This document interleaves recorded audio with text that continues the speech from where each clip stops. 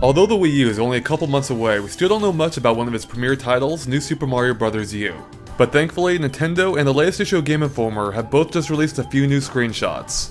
And you know what that means, it's time to analyze them and see what other secrets they might be hiding. But before we start, you might want to watch our previous analysis video if you haven't already, since this one builds upon it. Alright, let's get started. Right off the bat, we're given our first look at Green Yoshi in actual gameplay. And as shown in the earlier artwork, he's here in adult form, unlike the blue, yellow, and pink Yoshis who all appear in baby form. So this might support the idea that the Green Yoshi is the only adult one, unlike in Super Mario World where the babies could grow into adults.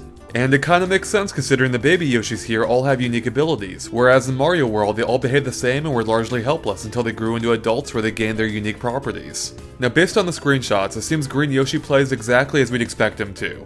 Obviously, he can still slurp up things and hold them in his mouth, and even retains the ability to slide down hills and grab onto the flagpole as introduced in New Super Mario Bros. Wii. But if we take a look at that first screenshot again, there does seem to be at least one new feature. There's now a meter that seems to appear at certain points when riding Yoshi, and it looks like it's divided into 5 segments. Unfortunately, it's probably not something to get too excited about, as we're guessing it's just an update of a feature from New Super Mario Bros. Wii.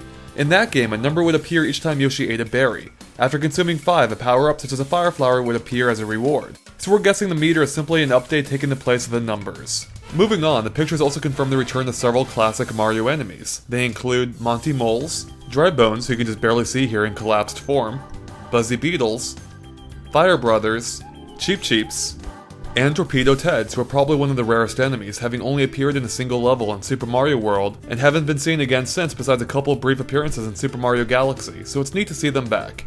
Oh yeah, and they show piranha plants too, but we already knew about them. Beyond the enemies, they also confirmed the return of a couple more power-ups too. As you can see here, Mini Mario is back, as well as Ice Mario from New Super Mario Bros. Wii. And while we're talking about returning features, we can see that POW Blocks, Fire Jets, and the Fencers from Mario World are all here as well. Now you might have noticed that we've been mentioning Mario World an awful lot, and that's because the game's shaping up to be the true sequel we never got. And the world map really seals the deal. Now we've talked before about similarities to Mario Worlds, and Game Informer backs us up by confirming there are multiple paths through the game, which should make the game feel far more open than the mostly linear pathways of previous New Super Mario Bros. Games. The magazine also confirmed that you'll be able to scroll the map around at any time for a complete look at Mario's world, which is a feature that was also in Mario World. Unfortunately, we only have world map footage of the first area, Acorn Plains, but Game Informer listed several others as well. They include Sparkling Waters, where we think this Cheep Cheep image might be from, Frosted Glacier, which we're pretty sure is this level that was on display at E3, Layer Cake Desert, which might be shown in this screenshot released around the same time, an area similar to the Forest of Illusion, which is what we suspect is shown here, a Sky World, which they mention is similar to the one from Mario 3 and might be where this level is from, and finally, a world surrounded by a tornado, which we couldn't find any pictures or video of how it might look. How mysterious. So that's 7 areas down, but most Mario games have 8, with the last one of course being home to Bowser. As we pointed out in our last analysis, it's possible this level, which resembles a painting Starry Night, is from that final world, as not only does it look completely different from the others, but it also features a giant Bowser structure in the background. Speaking of Bowser, Game Informer also confirmed that 7 Koopalings are back too, and predictably, you'll battle one of them in their castle at the end of each of the first 7 areas. Furthermore, the mid-world fortresses from Mario World are also back, as shown in the footage of the map. But instead of battling Reznors, you'll be fighting Boom Boom instead, which is a nod to Mario 3. So with all the similarities to Mario World, we wonder if it might also mark the return of being able to take Yoshi with you from level to level, instead of only being able to use them in a select few. Okay, getting back to the screenshots, a couple of them also showcase a new mode called Boost Rush. This mode turns any stage into an auto-scrolling version, forcing you to keep up. And as you can see here, it'll periodically speed up, which is apparently caused by collecting coins. Now there also appears to be a strange meter on the left that's only in this mode.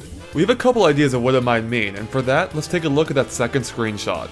Our first idea is that it might limit how many platforms, such as the 3 you see here, that you can place on the level via the gamepad's touchscreen. And it makes sense that the platforms would play a significant role, since the mode's name is similar to Boost Mode, which is what the game calls it when an additional player jumps in to help out by placing platforms during the main adventure. Our second idea is that perhaps it displays either how fast the level is scrolling or how far into the level you are, as it would make sense that the meter would be full by the end in either case, as seen here. Oh, and did you notice the Miis hanging out in the background? What are they doing there? Maybe they're just there to cheer you on. Though we think it hints at some kind of Miiverse functionality, which as you might remember is Nintendo's online service that allows your Wii U to seamlessly exchange information with other people playing the same game. Those Miis might be other people who've already gotten records on that same level. Regardless, it seems they'll always be hanging out in this mode, as they're in the other screenshot too, if you look close enough.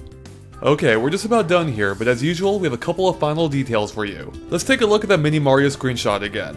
His pose is unlike anything we've seen in a new Super Mario Bros. Game before. It seems like he'll now be able to run up walls too, similar to a few sections in, you guessed it, Super Mario World. After all, he can already walk across water Jesus style, so why not a wall too?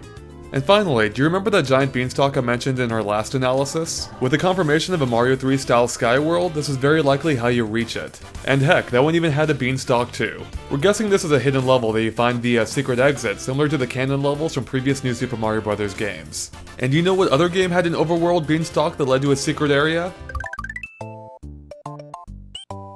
I rest my case.